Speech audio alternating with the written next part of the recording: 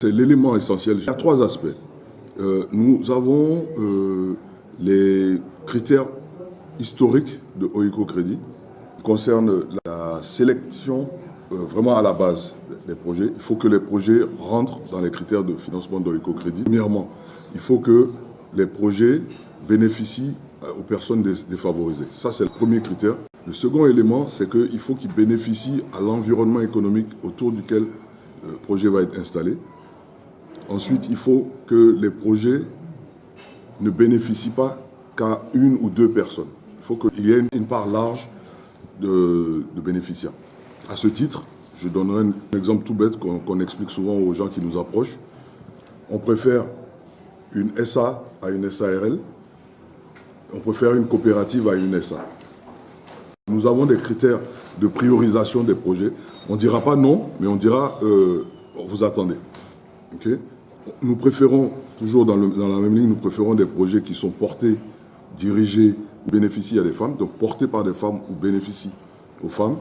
Cela fait partie de nos critères de priorisation. Évidemment, il faut que les projets respectent et protègent l'environnement.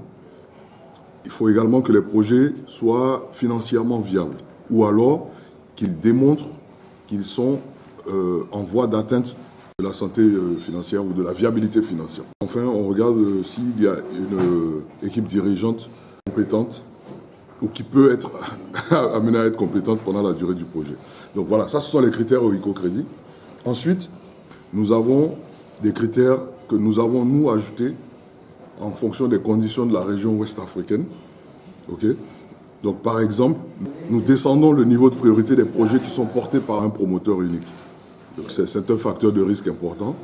Nous faisons également attention au volume de financement en proportion de la taille de l'entreprise à financer. Et ensuite, nous évitons certaines spéculations.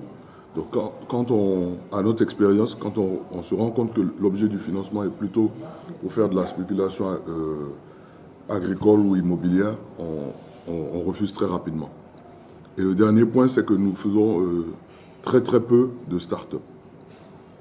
Donc ça, c'est le deuxième niveau de critères. Le troisième niveau de critères, c'est lié à notre expérience dans chacun des domaines dans lesquels nous opérons. Donc par exemple, dans l'agriculture, une fois de plus, nous avons évidemment une liste d'exclusion dans OICO Crédit. Donc il y a des domaines dans lesquels nous n'irons pas. Mais nous ajoutons à cette liste d'exclusion des critères d'éligibilité liés à la certification. Donc par exemple, quand nous opérons dans le cacao, nous sélectionnons les coopératives qui sont soit en voie de certification, soit déjà certifiées.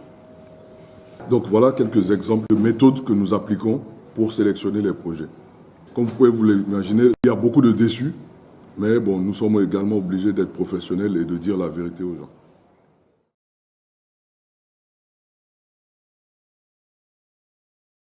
Ça, c'est un élément important. Dans le secteur de la microfinance, évidemment, il y a d'autres éléments d'analyse, mais une fois que les organisations ont passé ce premier filtre, après, il y a des discussions, il y a des négociations, puis de l'analyse de dossiers. Et donc, c'est à ce niveau-là que se fait cette évaluation de la qualité des pratiques de protection des clients. Donc, c'est au moment de l'analyse des dossiers qu'on fait c'est pas au début.